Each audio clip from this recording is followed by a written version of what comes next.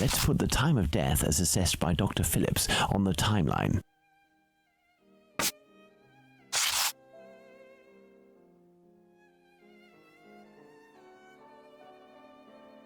The assessment of the time of the murder given by Dr. Phillips and yourself, Watson, 4:30 a.m.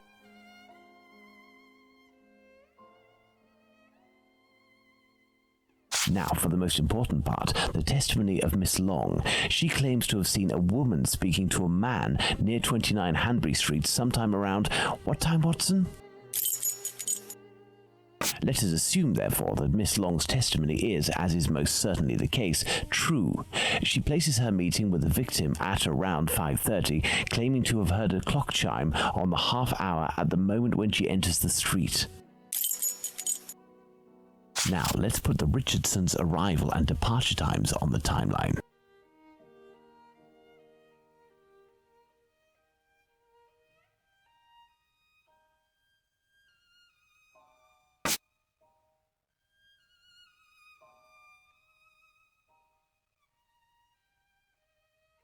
Now, let's put the Richardsons' arrival and departure times on the timeline.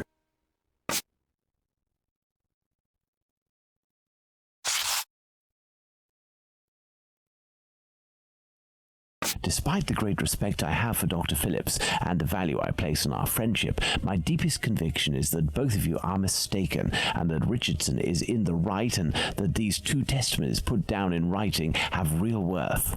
But how? Explain yourself, Holmes. Remember how you assessed the time of death. You touched the fingers and body of the victim, but it was remarkably cold for this time of year. In addition, the corpse had been drained of bodily fluids. Its heat retention was therefore no longer the same as that of an intact corpse. Egad! You're right, Holmes. Oh, I've had some time to research, Watson. Given these facts, my first diagnosis may have been off by half an hour, perhaps even an hour. Thus, we can confirm Richardson's statement and establish that the murder was committed after 4:50 a.m. and not before 4:30 a.m.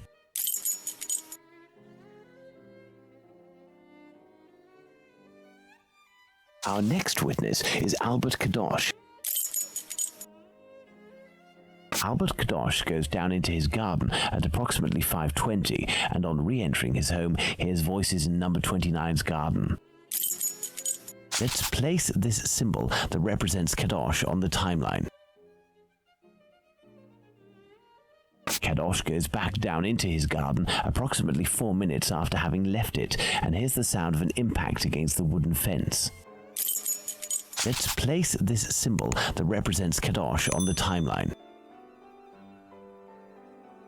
Kadosh leaves the garden, enters his house, then leaves for work, seeing the clock on the Spitalfields church showing 5:32. He left the station at 6 o'clock and it took us 20 minutes to arrive at Hanbury Street. Our arrival at the scene occurred at around 6:20.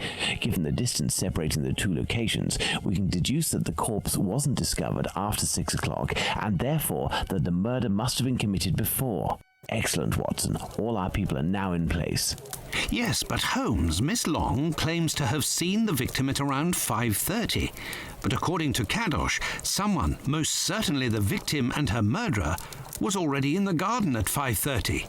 Excellent observation, Watson. It must be noted, however, that these two witnesses, Long and Kadosh, saw the time shown on the clocks in the area, which are often inaccurate and went by their empirical and, in this case, erroneous estimate of how much time had passed. Thus, neither of these two times can be considered reliable. Do you mean to say that these two testimonies might match? Indeed. Let's put Miss Long's meeting with the victim at 2 minutes before 5:30. Let's add Miss Long's meeting with the victim at 2 minutes before 5:30 a.m. Mr. Kadosh claims to have passed by the Spitalfields church at 5:32, which, given the distance from 27 Hanbury Street, would mean he was still at home at 5:31. Let's therefore put the end of his testimony at 5:31. Miss Long heard the man say to the victim, "Will you?" To which the victim responded, "Yes," which would suggest that an agreement was reached and that the transaction was imminent. They then proceeded to enter the garden, which puts the voices heard by Kadosh at 5:29. We had thought that Kadosh had left 27 Hanbury Street at 5:31 after having heard an impact against the fence. Thus, 2 minutes passed between the moment when Kadosh entered the house after having been in the garden the first time and the moment when he returns to go out again and leave for work. How long did he estimate this interval to be? 3 to 4 minutes. In light of all this, Watson, we can finally establish the time of Chapman's murder. Now, place the knife at the exact time.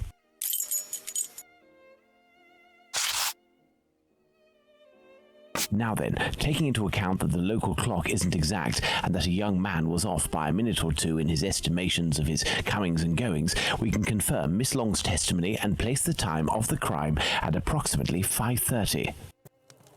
But in that case, Holmes, the man that Miss Long saw is none other than... That's right, Watson. It was the Whitechapel killer. To think that Miss Long and Kadosh were only a few feet away from him. Indeed, Watson. Had Miss Long passed just a little closer to the victim and her assassin, or had the young Kadosh popped his head over the fence out of curiosity, the killer would most certainly already be behind bars.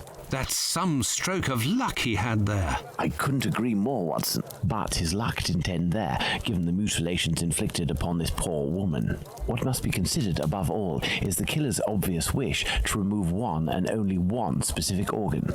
His surgery pinpointed the exact spot, avoiding superfluous incisions. This suggests the man possesses at least a minimal anatomical knowledge. Are you suggesting a doctor or a butcher? Perhaps, but the possibilities are still too broad to conclude with any certainty. Now for the motive. Despite my almost complete lack of practical experience on the subject, I have a rather precise idea of the usefulness of a uterus and a vagina. Nonetheless, once they are separated from their usual envelope, I am more circumspect as to the uses one can make of them. What do you think, Watson? We need a board, Watson.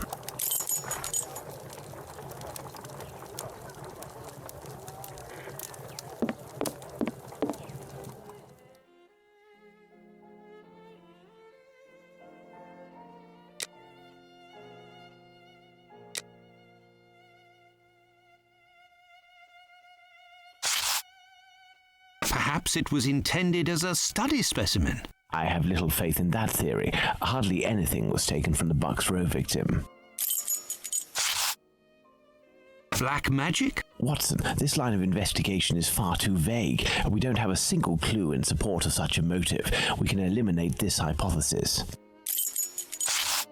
Holmes, what if it was cannibalism? Even if the idea is unbearable, we can't ignore it as a possibility. A desire for some sort of morbid trophy. I'd be inclined to dismiss this motive. If this were the case, why would nothing have been removed from the Bucks Row victim? Elementary.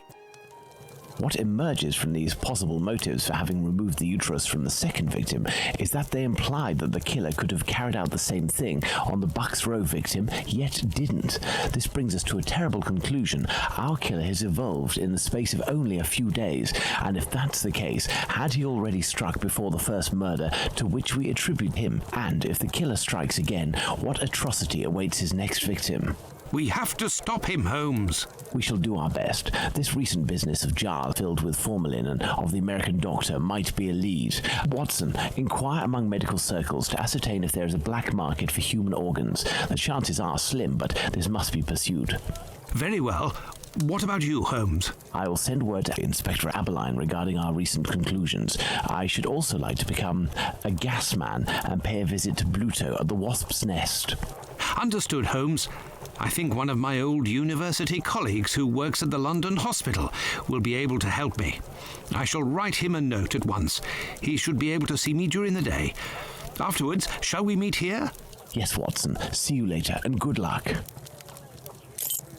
I must get to the London hospital, where my old university colleague works.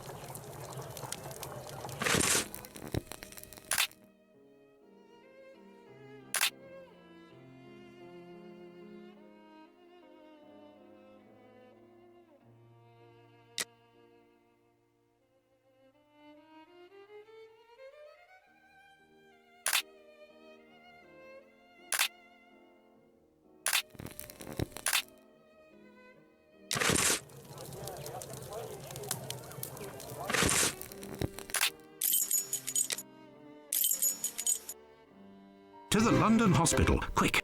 My colleague agreed to meet me here in one of the London hospital rooms reserved for students.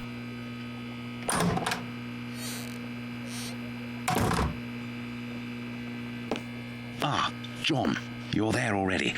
Punctual as always. Tell me, you don't seem to be in good shape. Is it possible that your recent marriage is making you this morose? Ah, you know me well, Andrew. No, it's a strange and terrible affair that concerns me. Have you read my note? Yes, I admit that I was surprised. It just so happens that I, too, was asking questions about our morgue.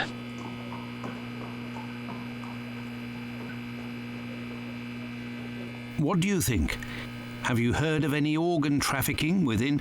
No, John. No doubt there exists some exchange between colleagues. Not quite legal, of course, but nothing that can qualify as trafficking. Since the Anatomy Act of 1832, which permitted the use of unclaimed corpses for science, the black market trade was definitely halted. There are sufficient subjects available for all practitioners and students. Of this I can confirm. Well, organ trafficking as a lucrative trade is out of the question. Then what is troubling you with the morgue? You are talking about trafficking organs, but I suspect there is trade in whole bodies.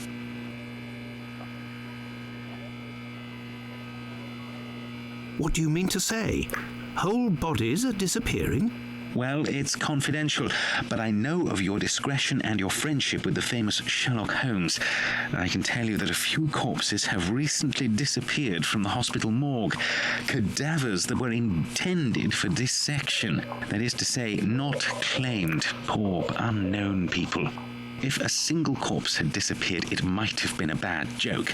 There are many students who pass through here. It's even a meeting spot. For the majority, they are here to work. A few come here in secret to practice. It also happens that instruments or organs go missing. Nothing alarming, but so many corpses. It's very troubling. But the hospital doctors aren't doing anything? No. That is to say, they would prefer not to call the police at this point. An investigation would no doubt result in the suspension of authorizations for the use of unclaimed corpses. Do you think that you could intercede on our behalf with Sherlock Holmes to clear up this situation? Which corpses are missing? I don't know exactly, but I can make an exact list if you would like to wait here for a few minutes. Feel free to look around the room while you wait. It'll bring back memories. Thank you, Andrew.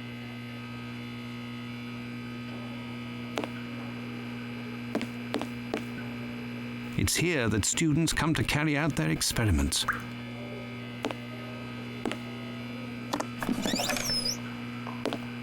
This surgical instrument resembles a screwdriver. How amusing.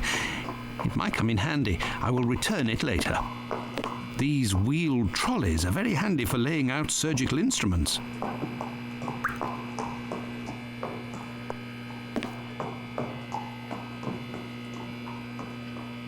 This wheel won't roll despite all of the added grease.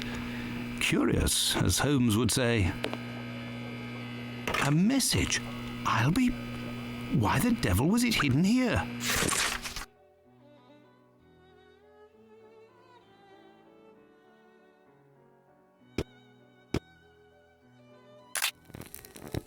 An old prescription.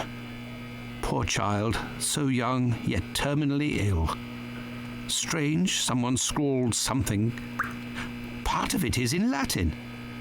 These are instructions, it would seem.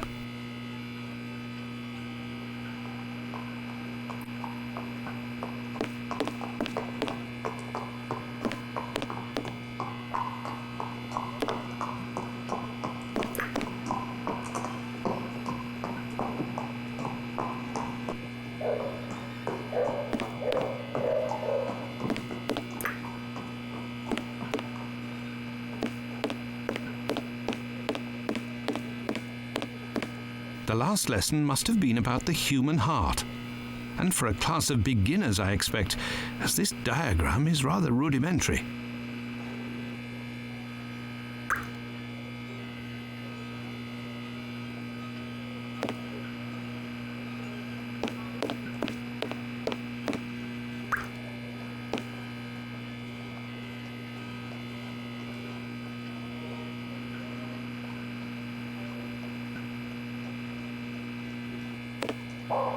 There is a heart in this jar. Based on its colouring, it hasn't been there long, and it looks like the drawing on the board. This jar contains 2 lids with combination locks.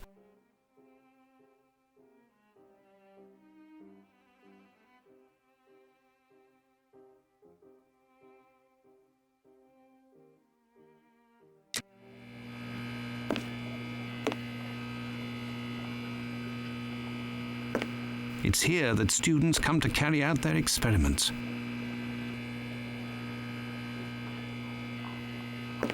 An encyclopedia of anatomy. A page on the human heart is dog-eared. Let's see.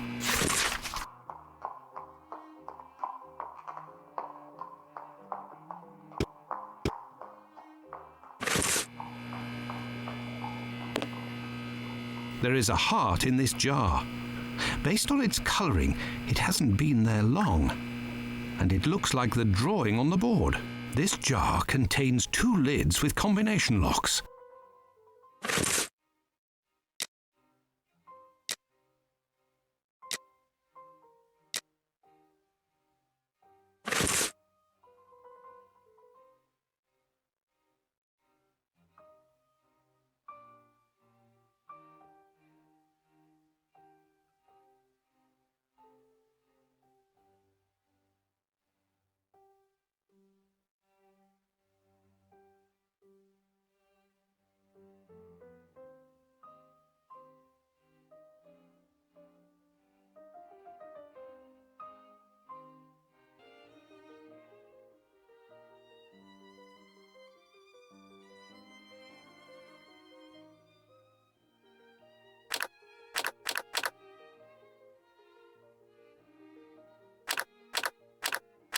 Look, there was a bit of paper stuck between the 2 lids.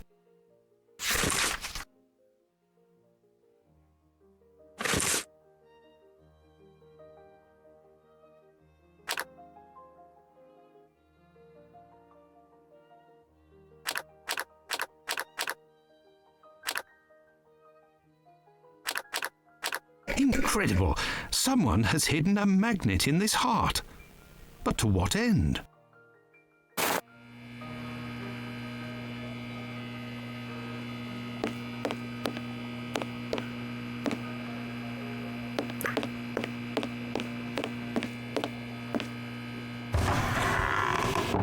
Incredible! There is a magnet with a hook behind this pane of glass. I am in need of something.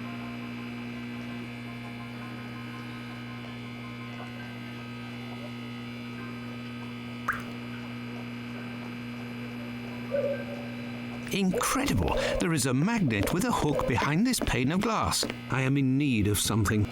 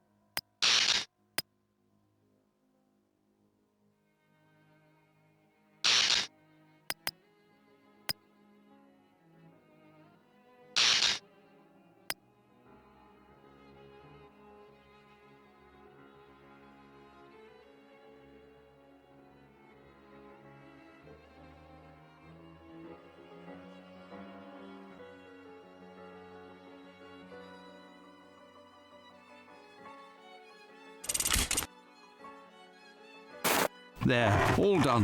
Holmes couldn't have done better himself.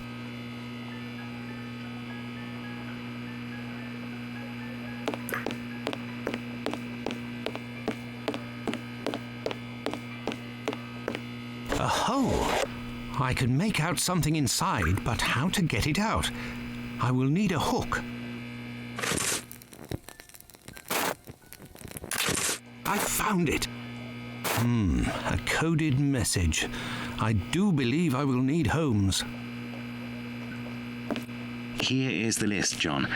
The missing corpses are those of a woman, 40 years old, beginning of August, another, 55 years old, 2 weeks ago, and recently, a young woman. These corpses had nothing in common except that they didn't have any apparent lesions. All of this is very troubling. Well, I think that I have all of the information possible, and I promise that I will do what I can to clear up this business. I must leave you, my friend, and In the name of our friendship, Please, don't go so stare. to be sure. Thanks again, Andrew. it is I who must thank you, John. Don't forget to keep me up to date and say hello to your charming wife for me. Count on me, Andrew. I must go to the Wasp's Nest to find this rogue that Watson dubbed Bluto.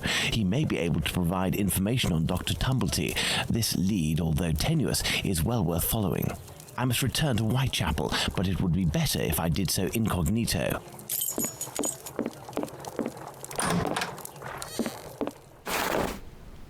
This should do the trick.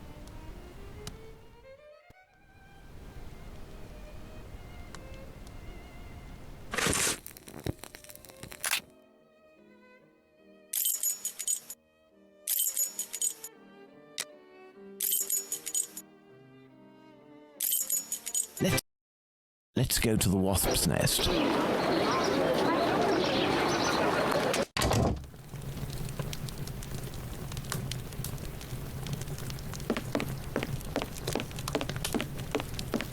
There's something here.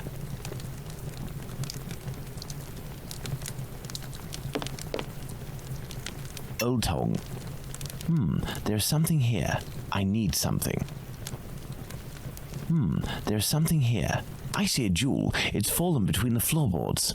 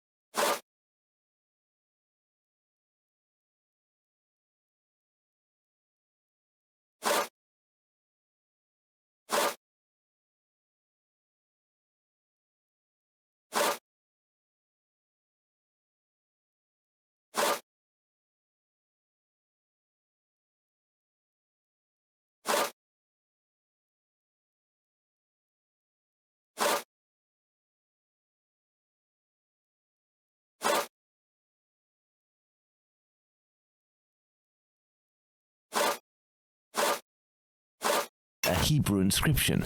Going by the length of the chain, it must belong to a child.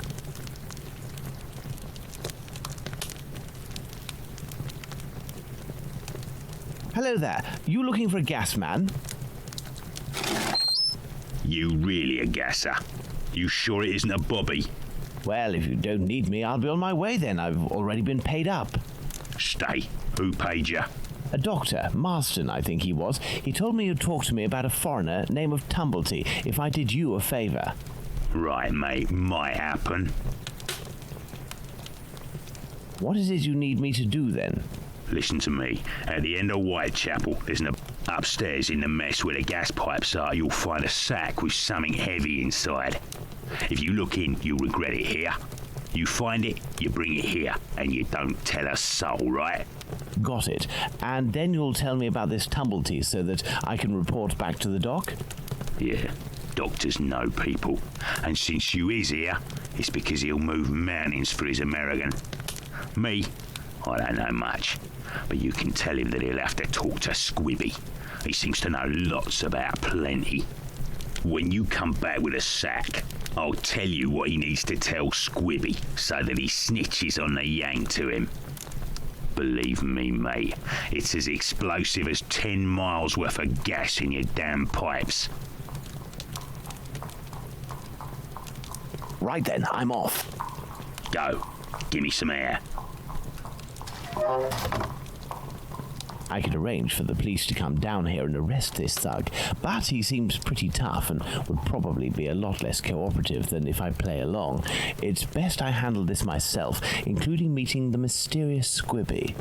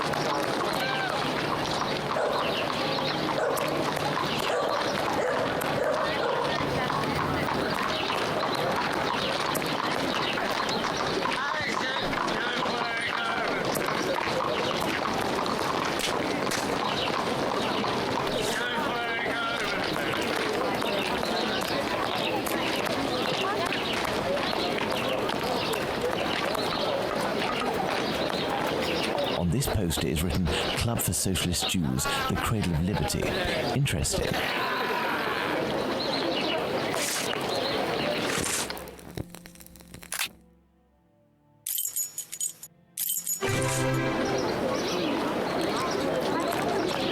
It's the abandoned house that Bluto pointed out to me. He must have set up his hideout there. There's a strange smell coming from this old building. Good day, Finley. Good day, sir. Have we met before? It's me, Sherlock Holmes, but I don't want it to be known that I'm here. Can I count on you? Certainly, Mr. Holmes. I shall be as silent as the grave. Your tenant, Dr. Tumblety, is he here? I don't think so. We'll go and find out. It would seem you've been having some gas problems. Don't talk to me about it. The problem is from the abandoned house not far from here, but nobody has come to take care of it. Perhaps I could go and take a look. Do you have a ladder? No, but I think in the pile of wood under the stairs there is one in pieces. And if you also need something from the scrap heap, some old tools or who knows what, feel free to take it, Mr. Holmes. But leave the dishes in good condition. Thank you, and goodbye. Goodbye, Mr. Holmes.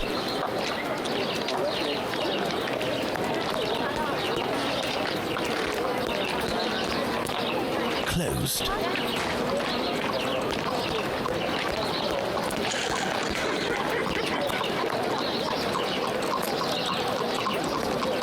Water. A broken hammer. I will have to find a handle. This lead pipe could help me to repair the gas lines. Part of a perfume atomizer.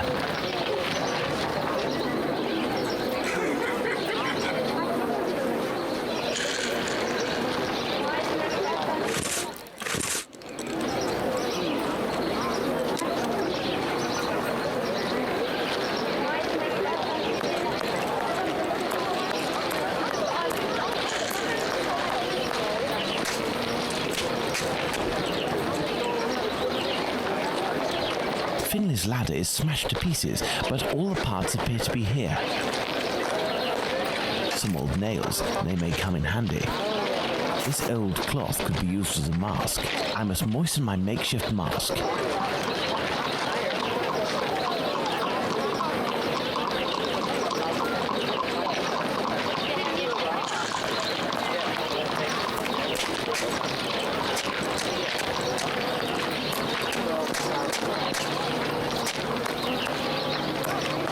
This must be a piece of the ladder.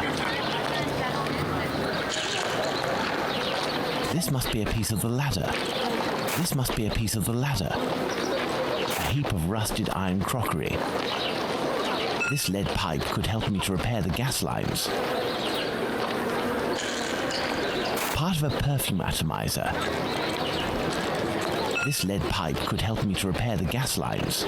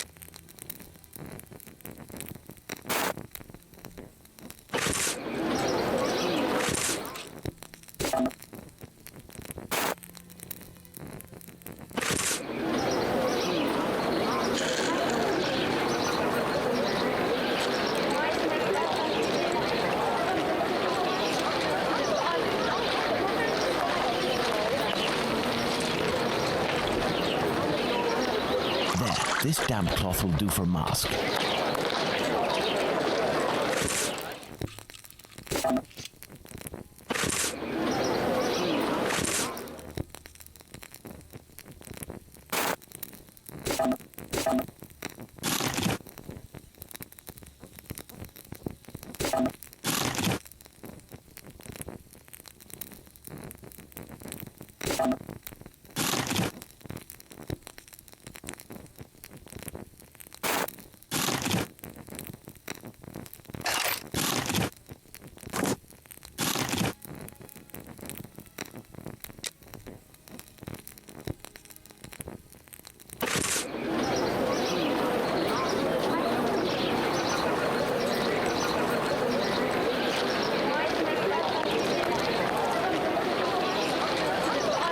This ladder will support my weight. Let's go.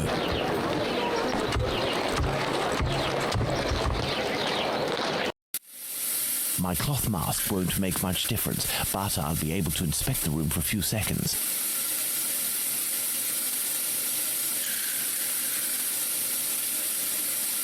The leak must have been sudden. Even the animals didn't have time to escape. A small torch, a useful tool for opening safes, I would assume, but the gas bottle is empty. This iron bar will help me.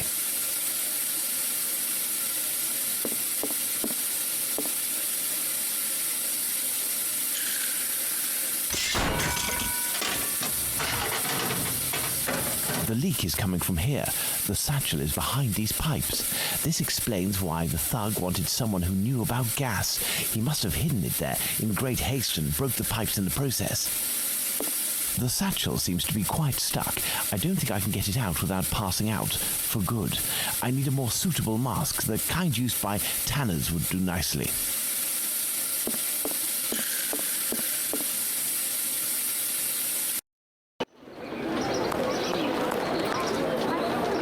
How is your investigation going, Mr. Holmes? I'll be needing a mask of the sort tanners use. Do you know where...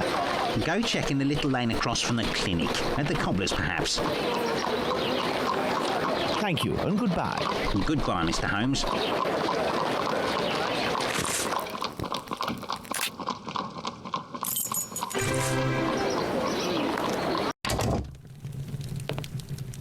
How do, sir? Hello.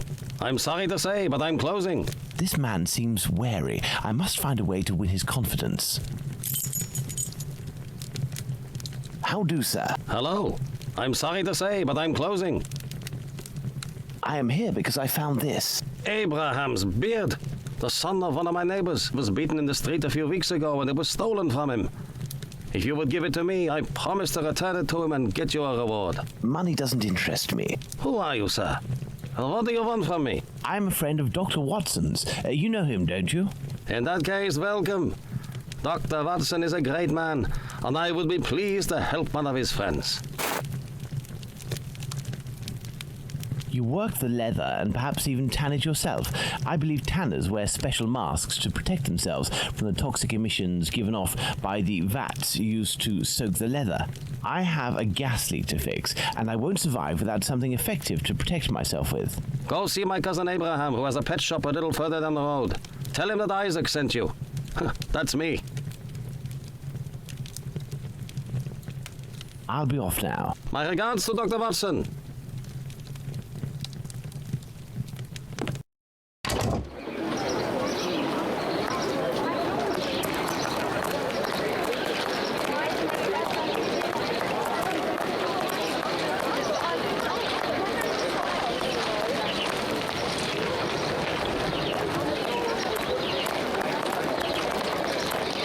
This is a pet shop.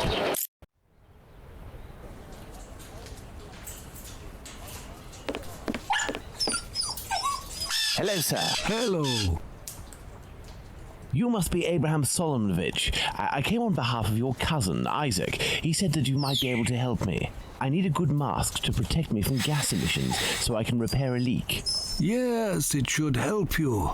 But I let it drop into the big snake cage and they are very dangerous beasts. I don't know how to retrieve it. But you must be equipped to deal with these creatures safely, surely. Of course, but I broke my hook. It should be over there. If you succeed in getting that beast from its cage, you will be doing me a great favor.